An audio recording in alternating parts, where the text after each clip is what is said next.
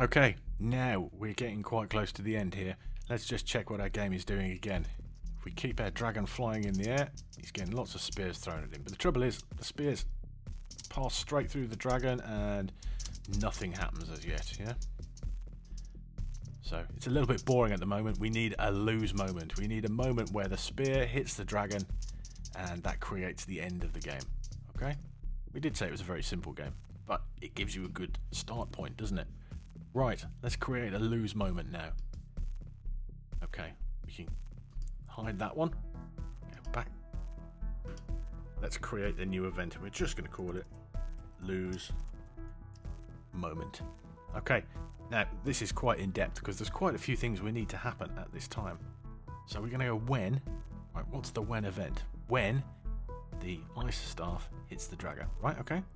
So we can't just choose ice staff because that's the one single instance that we created first of all the other clones are being driven by, and that shot off the screen at the beginning, so we're never going to end the game if we choose that one. But we can choose this one, ice staff class. Okay, so that's basically when any ice staff, okay, sensing is touching object. Now we're going to choose the dragons. No, we're not. This is why we put the bordered circle in place. This is just the dressing, if you like. This is the artwork of the dragon. The dragon really is this bordered circle. That's the object that we're going to try and hit, even though we can't see it. So we're going to choose bordered circle. Now what's going to happen? Okay, we're going to have a number of things happen here. So first of all, let's have our dragon change colour. So we've got to do this for both dragons up and down. So we're going to go dragon up, and we're going to go appearance, and we're going to go set colour. And let's go all the way over to the red side. Okay? Confirm. Let's add another one of those for the dragon down, so exactly the same happens. Appearance, set colour, all the way over to the red side. Confirm. Alright, so what happens now is let's just run our game and have a look. We play the game, and our dragon is hit by a spike. Oh, it turns red. Perfect. That worked. But that's not enough, is it? We need more than that to happen. Make it a bit more interesting. So let's put another do in there, shall we? And what we can do is, we want the dragon, let's have the dragon fall out of the sky. So we're going to go choose object. We're not going to choose these guys, we're going to choose bordered circle, because that really is, remember, that's the chassis of the dragon, okay? Bordered circle. We want it to fall out the sky. That's going to be a physics event, isn't it? We could do it with the position, but we want to see it fall rather than just move it to a different location. So we're going to go physics.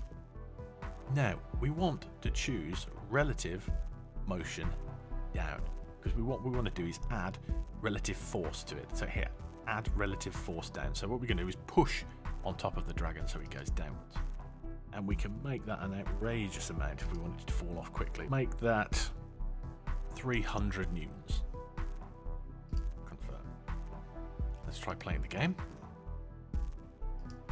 So I fly my dragon, he gets hit by a spear, and he falls directly off the screen.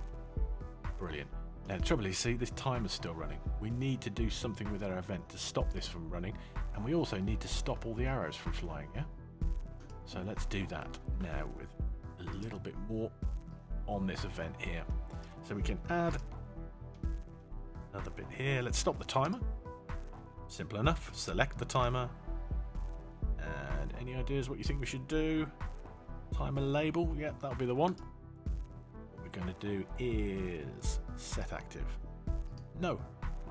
Okay, so as soon as the dragon is hit, as soon as it senses the touching of the bordered circle, the dragon's going to turn red, or the artwork's going to turn red. The bordered circle, that's the chassis of the dragon, is going to be thrown down at 300 newtons. And the timer label is going to be set to no. Okay.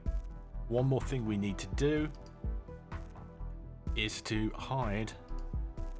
So, ice staffs. Okay. I'm going to set their appearance. You can change their opacity to 0. So when the game is finished, the ice staffs, they'll still be there. But as far as the gameplay is concerned, you won't see them.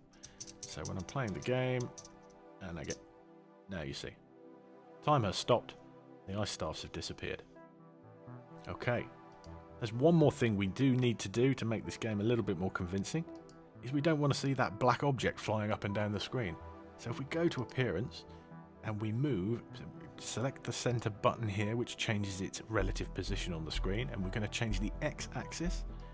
If you go up with that, there we go. We can move it just off the screen so you can't actually see it. So when we play the game now, all you should see are the ice staffs.